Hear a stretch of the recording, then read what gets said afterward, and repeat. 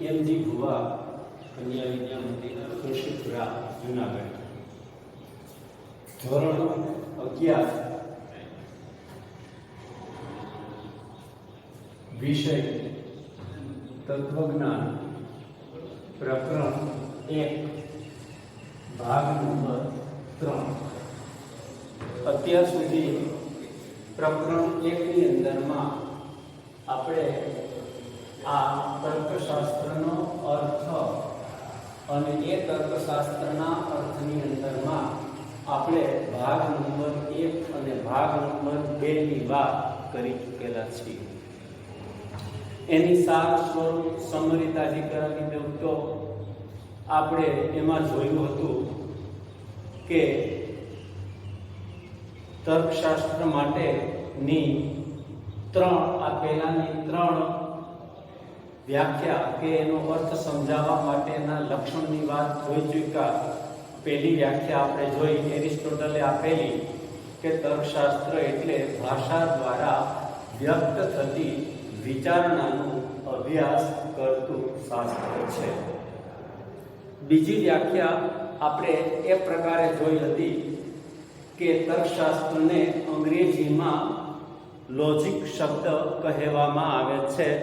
એ logic શબ્દ એ Logos ભાષામાંથી ઉતરી આવેલો છે અને જેના 2 અર્થ થાય ભાષા અને વિચારણા. એની વાત આપણે કરી ચૂકેલા છીએ. એમાં વિચારણા એટલે શું એ સંદર્ભની અંદરમાં W.E. જોન્સને આપેલી 2 વ્યાખ્યાના સંદર્ભમાં વાત કરી ચૂકેલા છીએ. એમાં આપણે જોયું હતું કે વિચારણા એટલે સત્ય જ્ઞાન પ્રાપ્ત કરવાના હેતુથી કરવામાં આવતી માનસિક પ્રવૃત્તિ. બીજો અર્થ આપણે એ જોયો હતો કે વિચારણા એટલે કે જેનો આરંભ પ્રશ્નથી થાય અને જવાબ આવતા અંત આવી જાય છે. ત્યાર પછી આપણે છેલ્લી અને ત્રીજી વ્યાખ્યા કોહેન અને નાગેલની જોઈ હતી. એમાં આપણે જોયું હતું કે તર્કશાસ્ત્ર એ પુરાવાના વજૂદપણાની તપાસ કરતું શાસ્ત્ર છે. એની અંદરમાં આગલા વિડિયો લેક્ચરની અંદરમાં છેલ્લે એક દલીલ લખેલી હતી અને એ દલીલની અંદરમાં રમેશ, મહેશ, પરેશ એ બધા જ ના સંદર્ભમાં આપણે વાત કરી હતી કે એવો માણસો છે અને મરણશીલ છે. એ દલીલમાં આપણે ઉપરની વાત આધાર તરીકે રજૂ કરેલી હતી, નીચેની વાત એ સાબિત કરવાનો પ્રયત્ન કરેલો હતો. એટલે આવી વાતનો જેની અંદરમાં અભ્યાસ કરવામાં આવે એને તર્કશાસ્ત્ર કહેવામાં આવે છે. ત્યાર પછી તર્કશાસ્ત્રના અર્થને સમજાવવા માટે આગળ W.E. જોન્સન નામના તર્કશાસ્ત્રીએ એક બીજી વ્યાખ્યા આપેલી છે જે આ પ્રમાણેની છે કે તર્કશાસ્ત્ર એટલે વિચારણાનું વિશ્લેષણ અને મૂલ્યાંકન કરતું શાસ્ત્ર. તર્કશાસ્ત્ર એ વિચારણાનું વિશ્લેષણ અને મૂલ્યાંકન કરવાનું કામ કરે છે. અહીંયા આ સંદર્ભમાં આ 2 મુદ્દાની આપણે વાત કરવાની છે. તર્કશાસ્ત્રનું કામ વિચારણાનું વિશ્લેષણ અને મૂલ્યાંકન કરવાનું કામ છે. આપણે આગળ જોઈ ચૂકેલા છીએ કે તર્કશાસ્ત્રની અંદરમાં તાર્કિક વિચારણાનો અભ્યાસ કરવામાં આવે છે અને તાર્કિક વિચારણાને કેની સાથે સંબંધ છે તો તાર્કિક વિચારણા એ અનુમાનની બનેલી હોય છે. એ મુદ્દાની વાત આપણે જોઈ ચૂકેલા છીએ આગલા મુદ્દાની અંદરમાં. હવે આગળ વાત કરીએ તો આ અનુમાન છે એ અનુમાન એ દલીલ દ્વારા રજૂ કરવામાં આવે છે. અનુમાનની રજૂઆત શબ્દ દ્વારા ભાષા દ્વારા અભિવ્યક્ત કરવામાં આવે તો દલીલના માધ્યમથી એની રજૂઆત કરવામાં આવે છે. હવે આ દલીલની અંદરમાં આધાર વિધાન અને ફલિત વિધાન આવેલા હોય છે. આ દલીલમાં આધાર વિધાન અને ફલિત વિધાન આવેલા હોય. હવે એના સંદર્ભમાં વાત કરીએ તો અહીંયા આ વિચારણા એટલે આની અંદરમાં રજૂ કરવામાં આવેલા આ આધાર વિધાન અને ફલિત વિધાન એનું વિશ્લેષણ કરવાનું કામ કે એની અંદરમાં રજૂ કરવામાં આવેલા આધાર વિધાનોની પૂરતા છે કે નહીં આ ફલિત વિધાનને સાબિત કરવા માટે એનું વિશ્લેષણ કરવાનું કામ એ તર્કશાસ્ત્રનું છે. તેમજ એને આધારે મૂલ્યાંકન કરવાનું કામ એટલે મૂલ્યાંકન કરવાનું કામ એટલે આપેલી જે દલીલ છે એ દલીલ છે એનું સ્વરૂપ કેવું છે, એનું માળખું કેવું છે, એ પ્રમાણભૂત માળખું છે કે અપ્રમાણભૂત માળખું છે, અને એને આધારે દલીલ પ્રમાણભૂત બને છે કે અપ્રમાણભૂત બને છે, એનું સમગ્ર મૂલ્યાંકન કરવાનું કામ એ તર્કશાસ્ત્રનું છે એમ આપણે કહી શકીએ છીએ. એટલે આ રીતે ડબલ્યુપી જોન્સન તર્કશાસ્ત્રના અર્થને સમજાવવા માટે આ પ્રમાણેની વ્યાખ્યા આપે છે અને વ્યાખ્યાના માધ્યમથી તર્કશાસ્ત્રનો અર્થ સમજાવવાનો પ્રયત્ન કરે છે. ત્યારબાદ આપણે આગળ વધીએ તો ઇર્વિંગ એમ કોપી નામનો એક તર્કશાસ્ત્રી થઈ ગયો છે. આ ઇર્વિંગ એમ કોપી નામનો તર્કશાસ્ત્રી એક તર્કશાસ્ત્રના અર્થને સમજાવવા માટેની એક બીજી વ્યાખ્યા આપે છે કે તર્કશાસ્ત્ર એટલે પ્રમાણભૂત. તર્કશાસ્ત્ર એટલે પ્રમાણભૂત અને અપ્રમાણભૂત, પ્રમાણભૂત અને અપ્રમાણભૂત તર્ક ક્રિયા વચ્ચેનો ભેદ દર્શાવનારી પદ્ધતિઓ અને સિદ્ધાંતોનો અભ્યાસ કરતું શાસ્ત્ર છે. તર્કશાસ્ત્ર એટલે પ્રમાણભૂત અને અપ્રમાણભૂત દલીલો વચ્ચે ભેદ દર્શાવનારી પદ્ધતિઓ અને સિદ્ધાંતોનો અભ્યાસ કરતું શાસ્ત્ર છે. હવે આ સંદર્ભમાં આપણે વાત કરીએ તો આ આકૃતિ દ્વારા આ મુદ્દાને સમજવાનો પ્રયત્ન કરીએ તો તર્કશાસ્ત્ર, હવે તર્કશાસ્ત્રની અંદરમાં આ પ્રમાણભૂત એક તર્ક ક્રિયા છે, બીજી અપ્રમાણભૂત તર્ક ક્રિયા છે. જે અહીંયા પ્રમાણભૂત અને અપ્રમાણભૂત આ બંને તર્ક ક્રિયા અહીંયા દર્શાવવામાં આવેલી છે. હવે આ બંને તર્ક ક્રિયા વચ્ચેનો ભેદ દર્શાવવાની વાત અહીંયા નીચે આપણે વાત કરી છે કે આ પ્રમાણભૂત તર્ક ક્રિયા અને અપ્રમાણભૂત તર્ક ક્રિયા આ બંને વચ્ચેનો ભેદ, આ બંને વચ્ચેનો તફાવત, આ બંને વચ્ચેની ભિન્નતા દર્શાવવાનું કામ એ તર્કશાસ્ત્રનું છે. પણ હવે આ બંને વચ્ચેનો ભેદ, તફાવત, ભિન્નતા કેમ આપણે દર્શાવી શકીએ? તો અહીંયા આપણે લખ્યું છે કે આપણે આની પદ્ધતિનો અભ્યાસ કરતું શાસ્ત્ર છે અને એના સિદ્ધાંતોનો અભ્યાસ કરતું શાસ્ત્ર છે. તો એની પદ્ધતિઓ એટલે કઈ પદ્ધતિ? તો કે તર્કશાસ્ત્રની અંદરમાં જે દલીલો આપવામાં આવેલી છે એ પ્રમાણભૂત ક્યારે હોય, અપ્રમાણભૂત ક્યારે હોય, તો એ નક્કી કરવા માટે પદ્ધતિઓ આપવામાં આવેલી છે. એમાંની એક પદ્ધતિ છે જેને આપણે પ્રત્યક્ષ પદ્ધતિ તરીકે ઓળખાવી શકીએ છીએ અને બીજી જે પદ્ધતિ છે તેને આપણે પરોક્ષ પદ્ધતિ તરીકે ઓળખાવી શકીએ છીએ. આપણે આપણા અભ્યાસક્રમની અંદરમાં આ પ્રત્યક્ષ પદ્ધતિનો આપણે આગળ અભ્યાસ કરવાના છીએ અને પરોક્ષ પદ્ધતિનો અભ્યાસ કરવાના છીએ, પણ એની પ્રમાણભૂતતાની વાત આપણે એની અંદરમાં ભણવાનું આમાં આવતું નથી. હવે એ જ રીતે આ જ્યારે મુદ્દાની વાત કરશું ત્યારે વધુ ઊંડાણથી એ મુદ્દો આપણે સમજીશું. હવે અહીંયા સિદ્ધાંતોનો અભ્યાસ કરતું શાસ્ત્ર છે. સિદ્ધાંતો એટલે કઈ રીતે? તો અહીંયા કહેવાની વાત છે કે પ્રમાણભૂત દલીલ છે તો એ કયા સિદ્ધાંતને આધારે પ્રમાણભૂત બને છે એનો અભ્યાસ કરવાનું કામ એ તર્કશાસ્ત્રનું છે. તો એમ કહે છે કે આધાર વિધાન છે એ સત્ય હોય અને એની સાથે એનું ફલિત વિધાન છે એ પણ સત્ય હોય તો એ દલીલ છે એ પ્રમાણભૂત બને છે. આધાર વિધાન સત્ય, ફલિત વિધાન સત્ય, તો દલીલ પ્રમાણભૂત બને છે. જેમ કે અહીંયા પ્રમાણભૂત દલીલનું મેં ઉદાહરણ આપ્યું છે. અહીંયા તમારી ટેક્સ્ટની અંદરમાં અત્યારે એનો ઉલ્લેખ નથી, પણ આગળ તમને અભ્યાસ કરવામાં આવશે પણ તમને બધો આ મુદ્દો સમજાય એટલા માટે એની દલીલ લીધી છે કે સર્વ સજીવ પ્રાણીઓ મરણશીલ છે. અહીંયા કહેવાની વાત એ છે કે આધાર વિધાન સત્ય, સર્વ સજીવ પ્રાણીઓ મરણશીલ છે, આ વાત એ સત્ય છે. અને સર્વ માણસો મરણશીલ છે, આ વાત એ પણ સત્ય છે. આ બંને એ આધાર વિધાન છે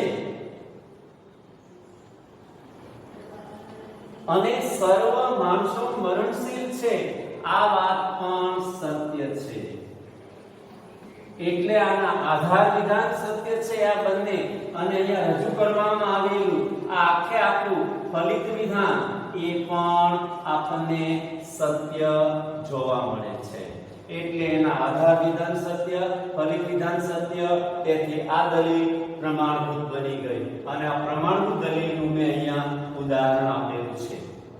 હવે એ જ રીતે અપ્રમાણભૂત દલીલ ક્યારે બને એના સંદર્ભમાં અહીંયા આપણે એક ઉદાહરણ તમને આપ્યું છે જે અપ્રમાણભૂત દલીલનું આપેલું છે.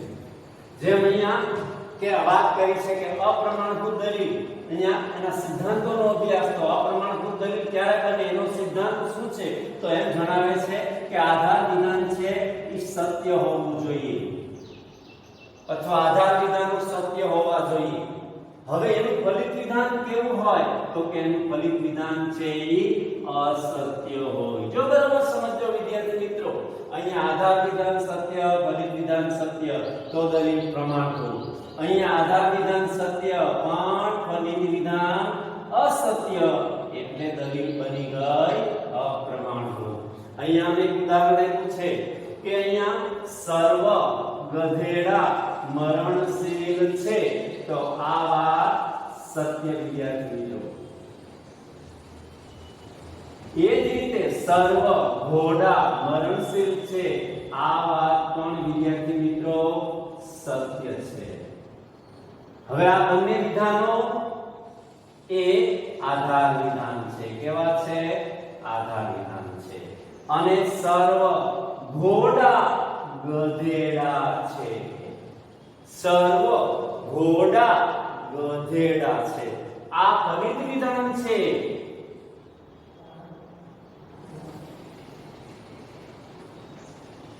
આ ફલિત વિધાન છે પણ આ ફલિત વિધાન આપણે જોઈએ સર્વ ઘોડા ગધેડા છે એ વાત સત્ય જોવા મળતી નથી એટલે આ વાત બની ગઈ અહીંયા અસત્ય. આ બંને આધાર વિધાન સત્ય બન્યા પણ એનું ફલિત વિધાન અસત્ય બન્યું એટલે આ દલીલ બની ગઈ અપ્રમાણભૂત. અહીંયા આ રીતનું પ્રમાણભૂત દલીલ અપ્રમાણભૂત દલીલ વચ્ચેનો ભેદ દર્શાવવાનું કામ એ તર્કશાસ્ત્રનું છે. અહીંયા વિદ્યાર્થી મિત્રો આપણે તર્કશાસ્ત્રના અર્થને સમજાવવા માટેની 5 વ્યાખ્યાના સંદર્ભની અંદરમાં વાત જોઈ ચૂકેલા છીએ.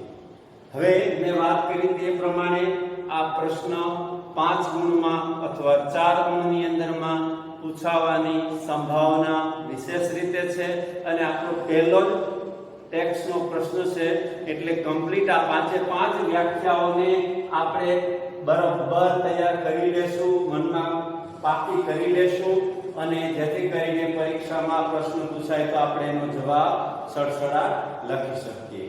હવે વિદ્યાર્થી મિત્રો આને અંતે મનોયત્ન છે 1.1. હવે 1.1 ની અંદરમાં 10 ટૂંકા ખૂબ જ ટૂંકા પ્રશ્નો છે કે જેની અંદરમાં એનો જવાબ એક શબ્દમાં અથવા એક વાક્યની અંદરમાં આવી શકે છે. આપણે 200 પેજનો લેસનનો ચોપડો બનાવી લેવાનો છે વિષય તત્વજ્ઞાનનો અને એની અંદરમાં અનુક્રમણિકા બનાવી નાખવાની છે. અનુક્રમણિકામાં 1 થી 10 પ્રકરણ બનાવી નાખવાના છે અને 1 થી 10 પ્રકરણ લખ્યા પછી આપણે પહેલા જ લખશું મનોયત્ન 1.1 એની અંદરમાં આ 10 પ્રશ્નોના ટૂંકમાં જવાબ લખશું. પછી એને અંતે નીચે 5 વ્યાખ્યાઓ આપેલી છે જે વ્યાખ્યાઓ આની અંદરમાં આપણે ડાયરેક્ટ ઇનડાયરેક્ટ બધી રીતે ભણી ચૂકેલા છીએ.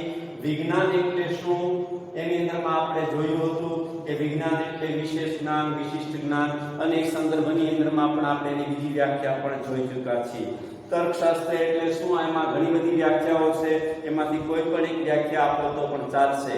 તાર્કિક વિચારણા એટલે શું ડબલ્યુ જોન્સને જે 2 વ્યાખ્યા આપેલી છે એમાંની એક વ્યાખ્યા લખો એટલે ચાલે. અનુમાન એટલે શું એના વિશે પણ આપણે ભણ્યા છીએ. દલીલ એટલે શું એના વિશે પણ આપણે ભણ્યા છીએ. એટલે આ મુદ્દાની વાત આપણે અહીંયા વિદ્યાર્થી મિત્રો પૂર્ણ કરીએ છીએ. અહીંયા કહેવાની વાત એ છે કે પ્રકરણ 1 મનોયત્ન 1.1 એટલે પાના 1, 2 અને 3 ત્યાં સુધીની વાત આપણે કમ્પ્લીટ પૂર્ણ કરીએ છીએ. હવે આપણી ચોપડીની અંદરમાં આગળનો આવતો મુદ્દો એની આપણે થોડીક વાત કરી લઈએ.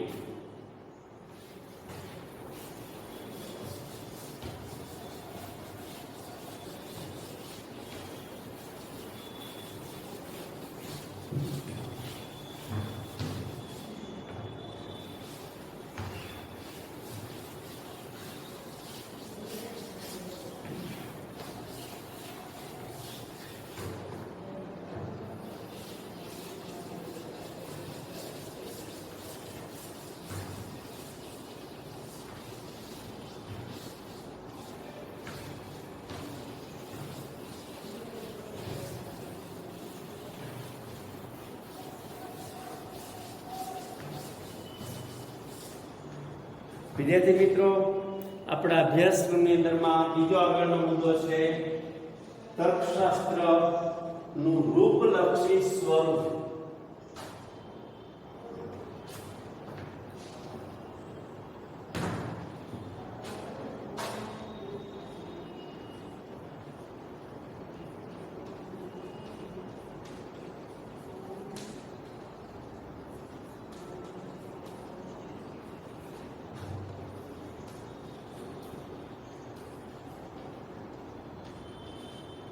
તર્કશાસ્ત્રનું રૂપલક્ષી સ્વરૂપ. આમાં એરિસ્ટોટલ નામનો એક તર્કશાસ્ત્રી થઈ ચૂકેલો છે.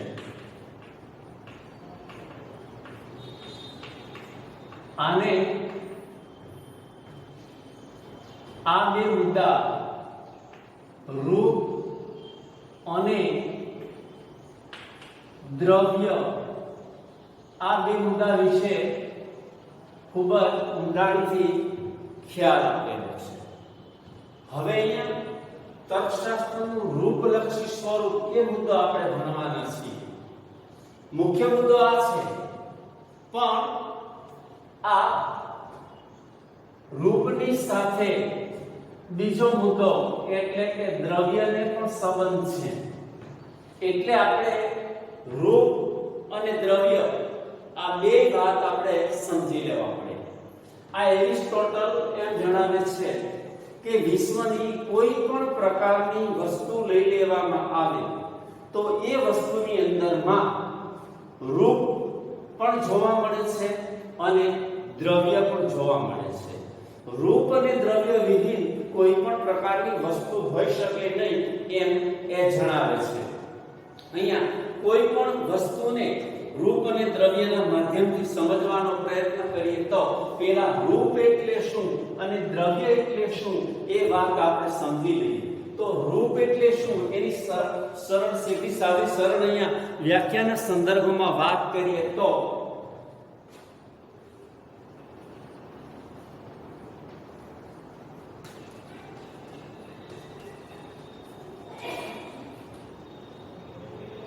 રૂપનો અર્થ રૂપ એટલે તર્ક વ્યાપારનું માળખું. હવે એની સાથે સંકળાયેલા દ્રવ્યનો મુદ્દો પણ ભેગા લેતા જઈએ તો આપણો બીજો મુદ્દો બનશે કે દ્રવ્ય એટલે શું.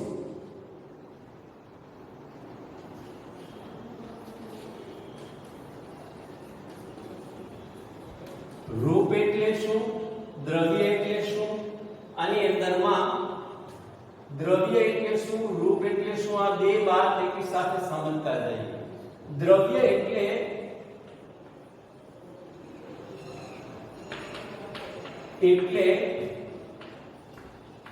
તર્ક વ્યાપારના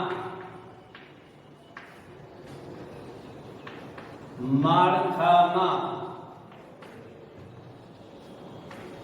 મૂકવામાં આવતી સામગ્રી, વિષય,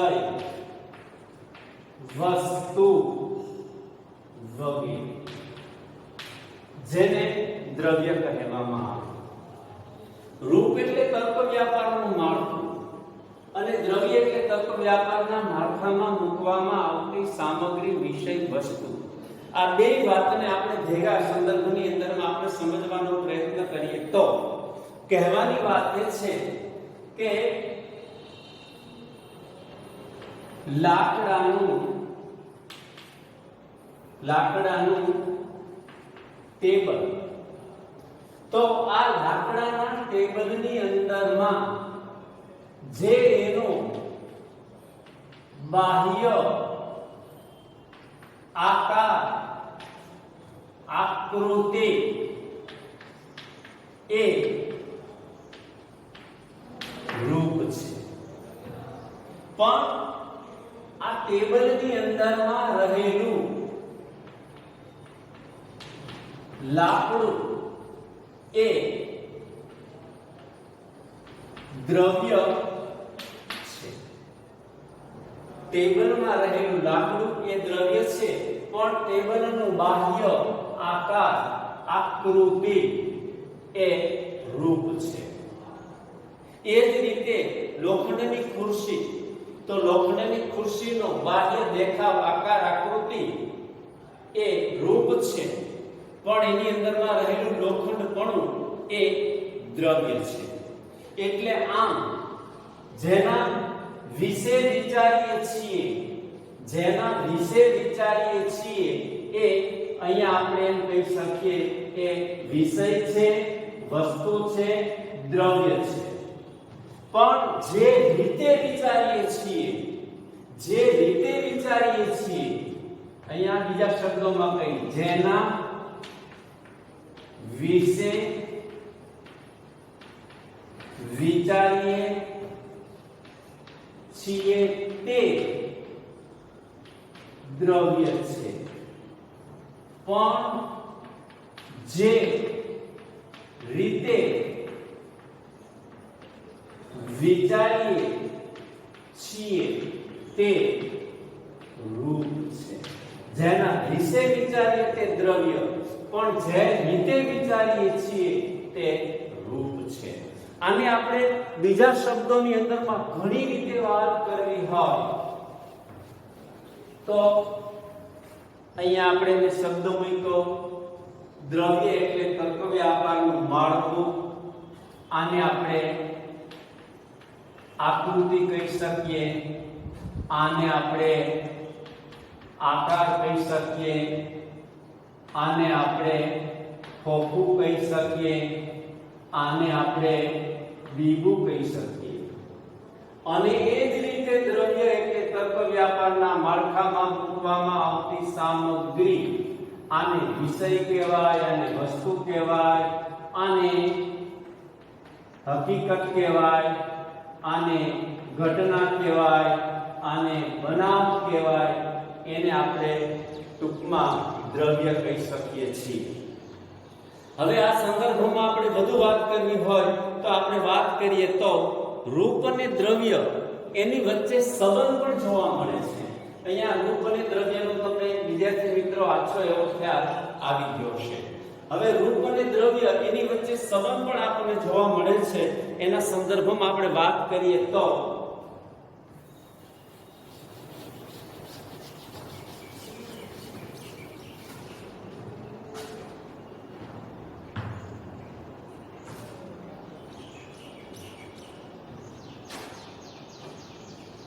રૂપ અને દ્રવ્ય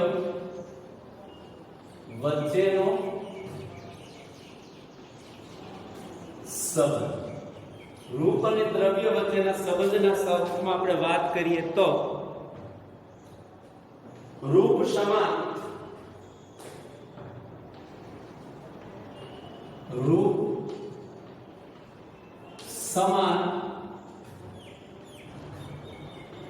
દ્રવ્ય ભિન્ન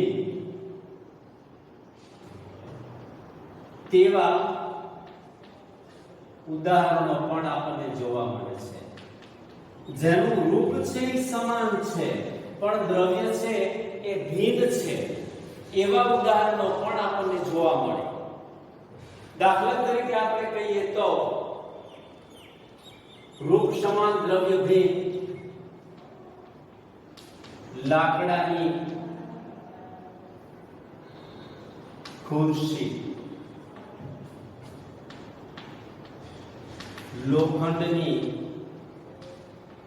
ખુરશી, સ્ટીલની ખુરશી વગેરે. આ બધા ઉદાહરણોની અંદરમાં ખુરશીપણું એક સરખું છે, એનું માળખું રૂપ સમાન છે, પણ દ્રવ્ય આની અંદરમાં લાકડાની વાત, આમાં લોખંડની વાત, આમાં સ્ટીલની વાત, હજી પિત્તળ લઈ શકીએ, સોનું લઈ શકીએ, સોનાની ખુરશી હોય, પિત્તળની ખુરશી હોય, એવા ઉદાહરણો પણ આપણે લઈ શકીએ છીએ. એ જ રીતે આના કરતા જુદી વાત, જેમાં દ્રવ્ય સમાન, રૂપ ભિન્ન તેવા ઉદાહરણો પણ આપણને જોવા મળે કે જેની અંદરમાં દ્રવ્ય છે એક સમાન હોય પણ રૂપની અંદરમાં ભિન્નતા હોય. દાખલા તરીકે આપણે એમ કહીએ, લાકડાની ખુરશી, લાકડાનું ટેબલ, લાકડાની બેન્ચ, લાકડાની બારી, લાકડાનો દરવાજો વગેરે.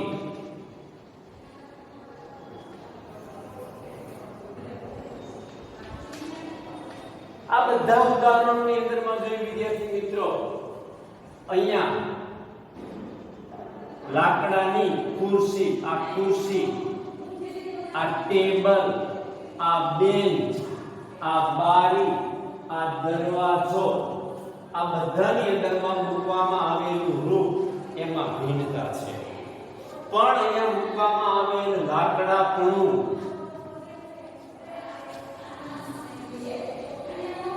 અહીંયા પણ લાકડાપણું, અહીંયા પણ આ લાકડાપણું વગેરેની અંદરમાં સમાનતા છે.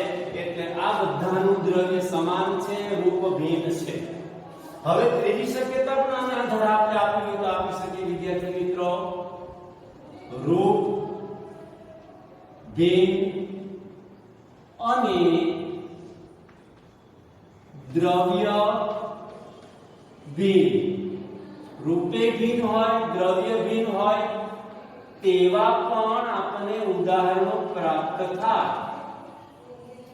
દાખલા તરીકે લાકડાની ખુરશી, લોખંડનું ટેબલ, કાચની બારી,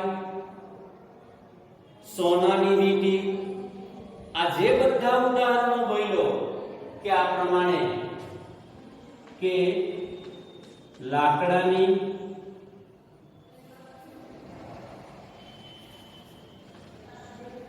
ખુરશી, લોખંડનું ટેબલ, કાચની બારી, સોનાની વીંટી વગેરે. આ બધા ઉદાહરણોમાં જોઈએ, અહીંયા ખુરશી, ટેબલ, બારી, વીંટી બધાની અંદરમાં મૂકવામાં આવેલું રૂપ એમાં ભિન્નતા છે. એ જ રીતે અહીંયા લાકડાપણું, અહીંયા લોખંડપણું, અહીંયા કાચપણું, અહીંયા સોનાપણું, એટલે કે એના દ્રવ્યની અંદરમાં પણ ભિન્નતા જોવા મળે છે. એટલે રૂપ પણ ભિન્ન અને દ્રવ્ય પણ ભિન્ન એવા ઉદાહરણો પણ આપણને જોવા મળે. આવા તો અસંખ્ય પ્રકારના આપણે ઉદાહરણો આપણા વ્યવહારિક જગતના હું તમે આપણે સૌ બધા જોઈ શકીએ છીએ. રૂપ સમાન, દ્રવ્ય ભિન્ન એની અંદરમાં સોનાની વીંટી, પિત્તળની વીંટી, એ જ રીતે આપણે એમ કહી શકીએ ટીનની વીંટી, ત્રાંબાની વીંટી, તો આ બધાની અંદરમાં રૂપ સમાન, દ્રવ્ય ભિન્ન. એ જ રીતે દ્રવ્ય સમાન અને રૂપ ભિન્ન, તો આની અંદરમાં આપણે કહી શકીએ સોનાની વીંટી, સોનાનો હાર, સોનાની ચેન, સોનાની કડી, સોનાની નથરી, સોનાની પીન, સોનાનો કંદોરો, સોનાના સાંકડા, જેટલું આપણે લેવા જઈએ સોનાના સંદર્ભમાં એટલું લઈ શકીએ. પણ એ બધાની અંદરમાં રૂપ ભિન્ન છે, દ્રવ્ય સમાન છે. અને આવા ઉદાહરણો આમ નજર ફેરવશો તો અસંખ્ય પ્રકારના તમને ઉદાહરણો જોવા મળે છે. કહેવાની વાત એ છે કે તમે આપણે વ્યવહારિક જગતની અંદરમાં રૂપ અને દ્રવ્યના ખ્યાલ વિશે જોતા નથી, વિચારતા નથી, પણ હવે તમને આને આધારે અસંખ્ય વ્યવહારિક જગતના ઉદાહરણો પ્રાપ્ત થશે. આ વાતને સમજાવવા માટે અહીંયા કહેવામાં આવેલું છે, દ્રવ્યની દ્રષ્ટિએ અલગ તેવી ઘણી વસ્તુઓમાં જે સમાનપણે રહેલું છે એ આ કહેવાની વાત છે. સમાનપણે રહેલું છે એનું માળખું છે, એની આકૃતિ છે, એનો આકાર છે, એનું ખોખું છે, એનું બીબું છે, જેને આપણે રૂપ તરીકે ઓળખાવી શકીએ છીએ.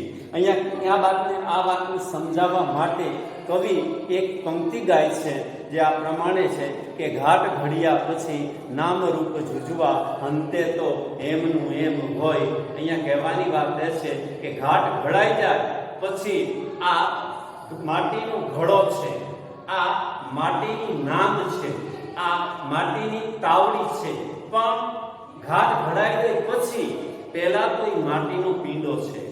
એની જેમ રૂપ અને દ્રવ્ય આ મારા તમારા આપણા વ્યવહારિક જગતની અંદરમાં આવા અસંખ્ય પ્રકારના તમને આપણને સૌને ઉદાહરણો પ્રાપ્ત થાય. હવે આના સંદર્ભમાં વાત કરીએ તો તર્કશાસ્ત્રને આ મુદ્દાની સાથે લેવા દેવા નથી. તર્કશાસ્ત્રને રૂપની સાથે લેવા દેવા છે ને એટલા માટે તર્કશાસ્ત્રનું રૂપલક્ષી સ્વરૂપ, કારણ કે તર્કશાસ્ત્ર છે એ રૂપલક્ષી શાસ્ત્ર છે અને રૂપલક્ષી શાસ્ત્રના સંદર્ભની અંદરમાં દલીલ છે જ્યારે રજૂ કરવામાં આવે ત્યારે એ દલીલનું માળખું કેવું છે, એનું રૂપ કેવું છે, એનું બંધારણ કેવું છે અને એને આધારે એમાં આવતા જે વિધાનો છે એ પરસ્પર સંકળાયેલા છે કે નહીં એની વાત એને જોઈ અને એને આધારે દલીલ પ્રમાણભૂત અથવા અપ્રમાણભૂત બનતી હોય વિદ્યાર્થી મિત્રો એવું જોવા મળતું હોય છે. અહીંયા વિદ્યાર્થી મિત્રો આપણે આ રૂપ દ્રવ્ય એના કોન્સેપ્ટ એની વાત આપણે પૂર્ણ કરીએ છીએ અને ફરી પાછા મળશું ત્યારે આગળ પર પાના નંબર આપણે 4 પરથી